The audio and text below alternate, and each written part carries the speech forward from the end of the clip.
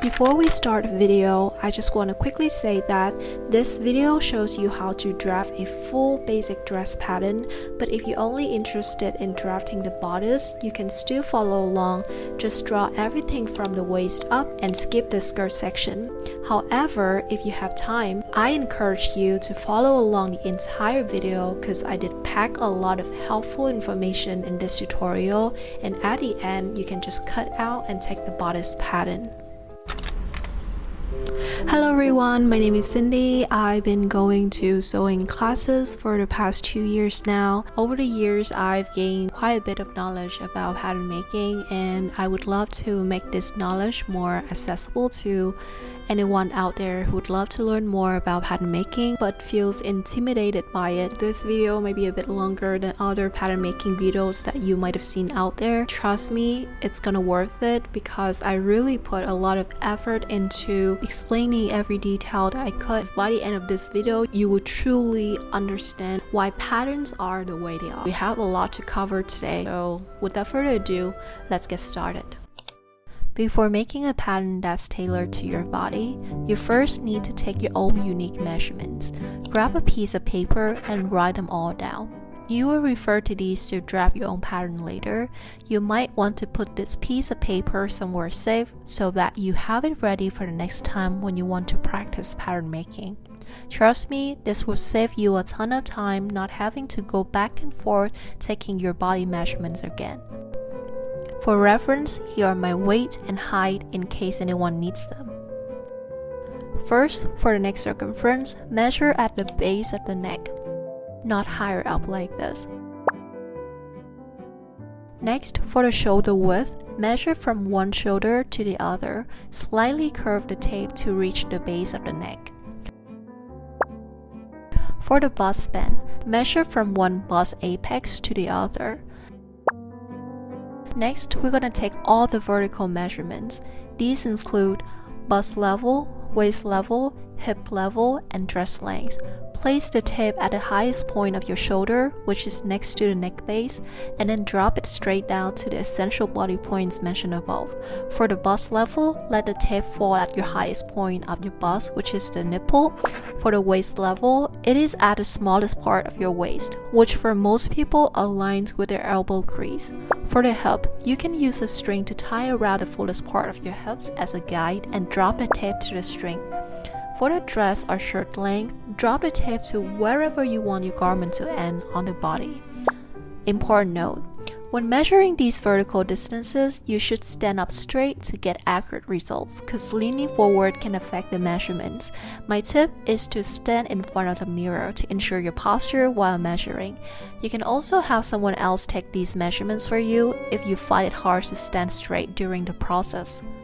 Next, you will take your bust, waist, and hip measurements. You can write these all down next to the drop measurements you just took earlier. Bust, measure around the fullest part of the bust, where a bra that you typically use to ensure a proper fit. Waist, measure the natural waist, which is usually the narrowest part and aligns with the elbow crease. Hip, measure around the fullest part of the hips. Now for the armhole circumference, put your hand on your hip and measure around the armpit, passing over the shoulder bone. Keep a tape at 90-degree angle to the ground. For the armhole, I think it would be a little bit more comfortable if you add about 2 centimeters to the original measurement. Mine is 38. After adding 2 extra centimeters, it will be 40, so I'm writing down 40. Now let's draft the front bodice. First, we're gonna determine these 6 lines. Start your tape measure from the edge of the paper and roll it down as we draw these lines from top to bottom. The first is going to indicate the neck depth. For the basic front bodice, it's usually your neck circumference divided by 5. The second line is the armhole depth line, which shows where the armhole ends on your garment. Let's call this line armhole line for short in our video. To measure this, you take the armhole circumference divided by 2 and add 1 centimeter. The third, fourth, and fifth lines are bust, waist, and hip lines respectively. So just refer to the measurements you took earlier for these.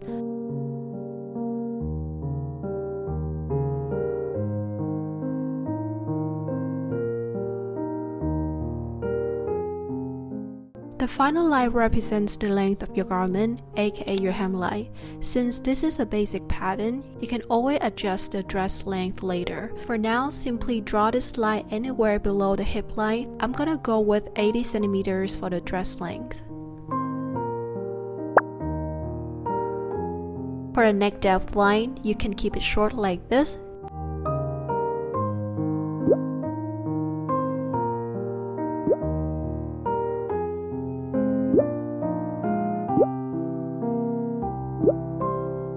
Once we know where everything is vertically, now we need to determine the width of them. For the neck, the width of it is your neck circumference divided by 5, which is equal to the neck depth measurement. From this point, we draw it upward to the edge of the paper. There we have a square. You can actually draw a neckline using a curved ruler to connect these 2 points. If you don't have one, here's how you do it. Draw 2 lines that connect opposite corners. Divide this line into 3 equal parts. It doesn't have to be super accurate though, you can just eyeball it. And you finally connect these 3 points together, and there you have a neckline. Next, for the shoulder line, since we're only drafting half of our front body, the shoulder length must be divided by half.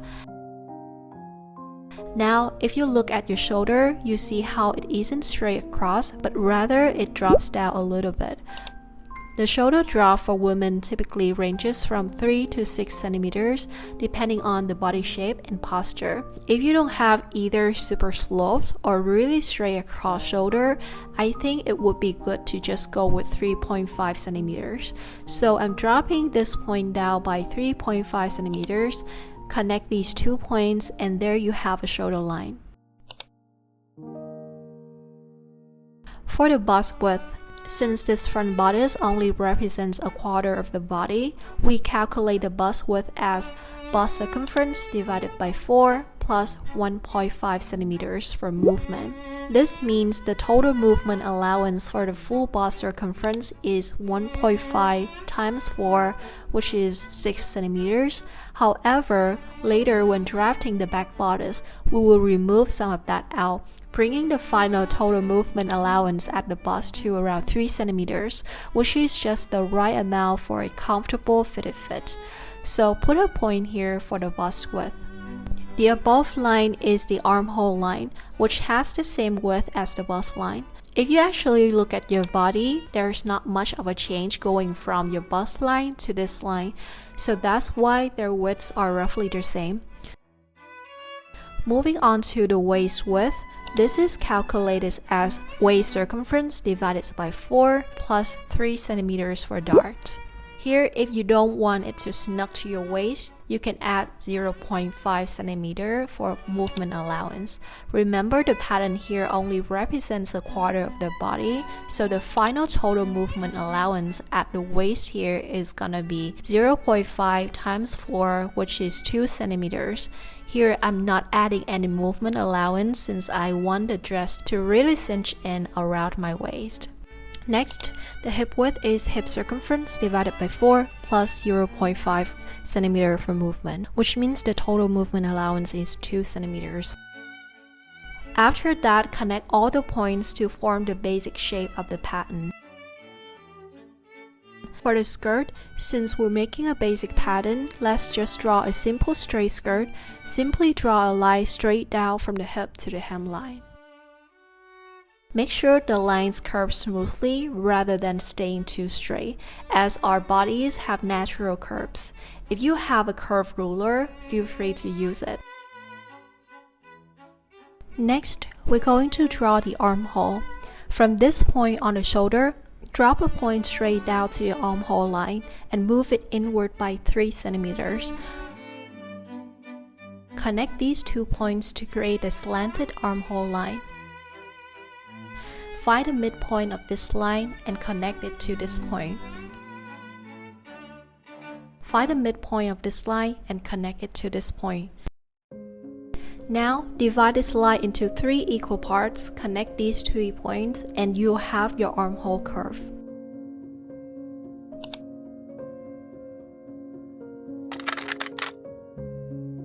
First, we're going to add the waist dart. Take the bust span, divide it by 2, and mark a point. Then draw a straight line down to the waistline and extend it 17 centimeters further. Remember how we added 3 centimeters for the dart at the waist earlier? Now, divide the dart evenly, 1.5 centimeters on each side, and connect the points to form the waist dart. This dart not only helps shape the waist, but also enhances the fit around the bust and hip areas.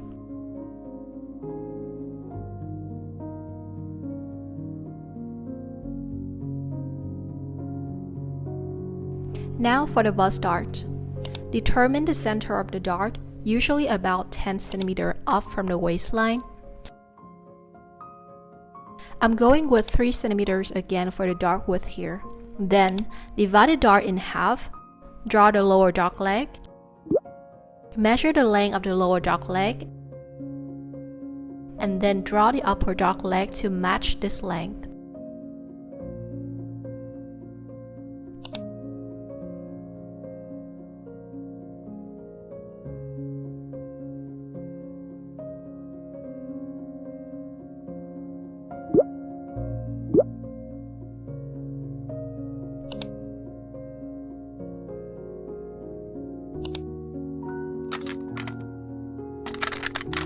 Imagine this flat piece of paper is your fabric, and it's 2D. Now, our bodies are 3D and have lots of different curves. So how do we get that to match the curves? We use darts. You see how this flat piece of fabric quickly turns into a 3D shape thanks to the single dart. And there you have your front pattern. Go ahead and cut it out.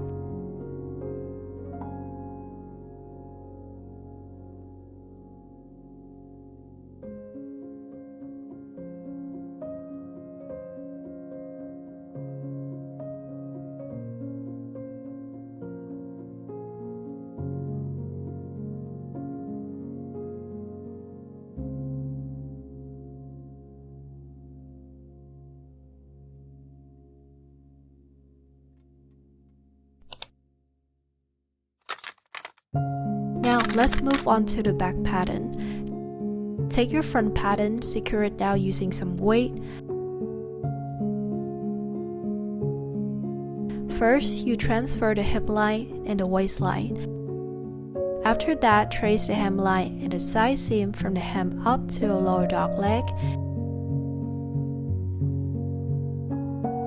And once you reach the lower dog leg, fold the bust dart.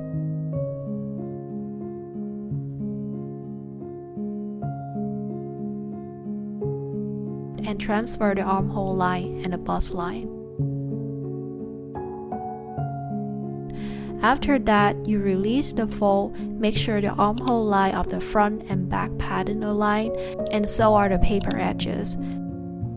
You might think, but the waist, hip, and hemline seem off. Don't worry, we're gonna sew this bust dart up and everything will be aligned later like so. Once you've released the fold and everything is perfectly aligned, mark the widths for the bust and armhole lines and connect them together. You also need to transfer part of the front armhole and mark the position of the front shoulder as well. Once done, remove the front pattern and redraw all the horizontal lines.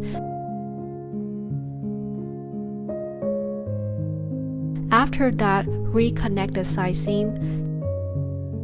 Now, since the back doesn't have bust, the width around this area of the back pattern should be smaller than that of the front piece. To reflect that on the pattern, you take out 1 centimeter of the width here, down to the waistline, and this is your final side seam.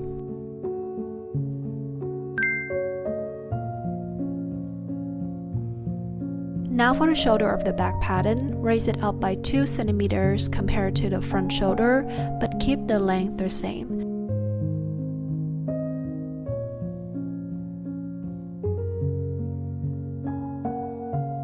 This is called shoulder rise. The purpose of shoulder rise is to ensure the shoulder seam sits at the natural midpoint of the shoulder instead of being pulled backward. This is because the human body is not perfectly flat, our back is slightly more curved than the front. If the front and back shoulders are drafted at the same level, the shoulder seam might be shifted backward when worn. Raising the back shoulder by 2 cm compensates this natural curve, so the shoulder seam aligns properly at the midpoint when the garment is worn. This also prevents tightness at the back and improves the overall fit. For the neckline, draw a line like this that is 3 cm lower than the highest point of the shoulder, and then draw a curve that connects that point to part of the line, and there you have a neckline for the back bodice. To draw the armhole for the back bodice, extend the slide down to meet the armhole line and repeat the process just like how we did for the front armhole.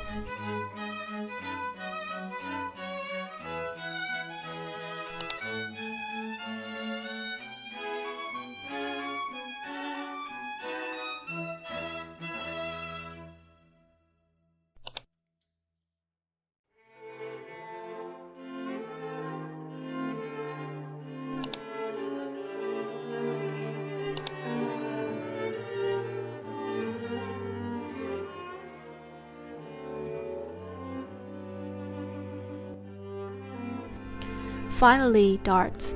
For the back pattern, since there is no boss on the back, we only have a waist dart. Divide the length of this slide by 2 and move inward by 1 cm. Mark a point. The dart begins from this point, goes down to the waistline, and extends further down for 15 to 20 cm.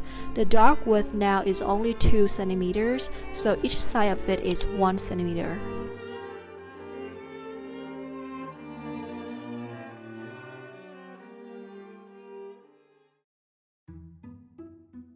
Let's talk about hollow back.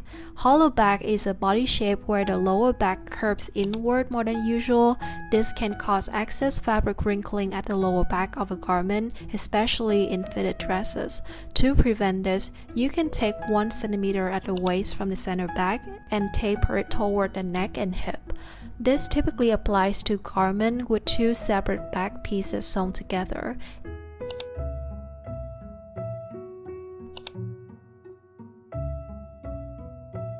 If your design requires only 1 back piece, such as when cutting on a fold for a t-shirt, you don't need to account for hollow back, as you obviously cannot cut curved lines on fold.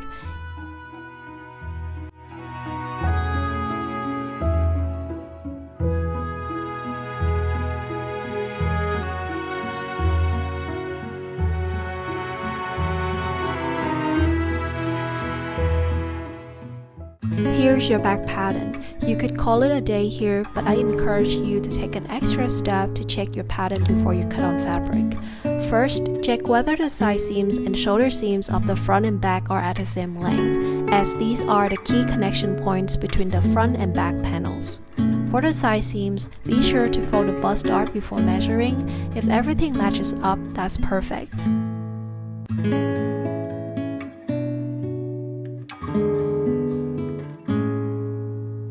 The shoulder seam should also be at the same length. Second, align the front and back patterns at the shoulder seams and check if the armhole and neckline have a smooth shape.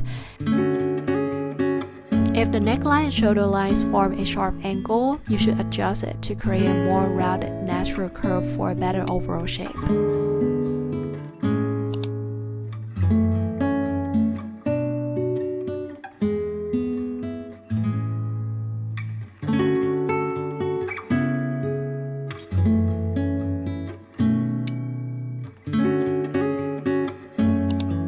Before we wrap up, I just want to encourage you to practice the pattern that we learned today as much as possible. The more you practice, the better you understand the fundamentals of pattern drafting, and you start noticing small details that truly make a difference in a garment while drafting your own pattern. Once you're happy with the pattern, consider transferring them onto a thicker paper. You can reuse them anytime without having to redraw everything from scratch. So that's it for today's video. I hope you find this video helpful. If you do, consider giving this video a like and subscribe to the channel. Bye!